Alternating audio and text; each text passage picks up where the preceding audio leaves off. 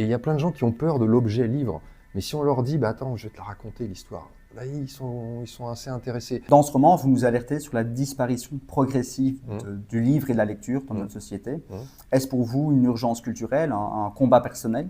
Non, c'est pas un combat personnel, c'est pas une urgence non plus culturelle, c'est juste que un constat qu'il est, je trouve, intéressant de regarder, qui dit que depuis à peu près une dizaine d'années, la lecture est en déclin dans les pays occidentaux.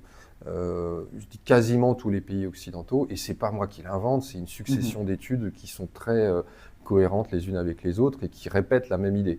Et donc la question c'est, on peut se dire, bon bah ok, c'est le sens de l'histoire, les gens lisent moins, bon bah ils font autre chose, etc. On s'en fiche, on n'en parle plus. Moi je pense que il y a une question qui est, est-ce qu'une civilisation qui lit, plutôt beaucoup, est pareille qu'une civilisation qui lit moins, de moins en moins, ou voire presque plus? Est-ce que ce sont les mêmes humains? Est-ce qu'ils ont les mêmes qualités?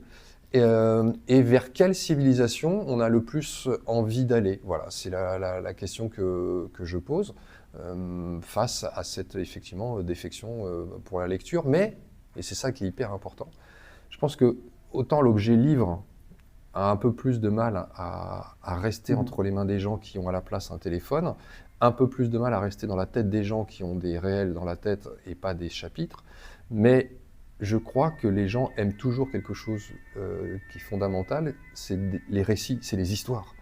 Et il y a plein de gens qui ont peur de l'objet livre, mais si on leur dit, bah attends, je vais te la raconter l'histoire, là ils sont assez intéressés.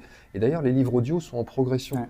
Ça veut dire qu'en fait, c'est pas une désaffection à l'égard de ce qui est à l'intérieur du livre, c'est presque plus l'objet en fait qui est peut-être effectivement en mutation. Donc voilà, moi je pense qu'il y a vraiment encore des choses à faire. Et d'ailleurs, dans le livre, dans Transylvania, le grand méchant se pose la question de savoir comment je fais, moi qui constate ça, pour faire revenir les gens à la lecture. Et donc lui, il a une proposition très audacieuse. La question me semble légitime de celle qu'il pose. La solution qu'il apporte, ça je vous laisserai juger par vous-même si elle est morale ou pas.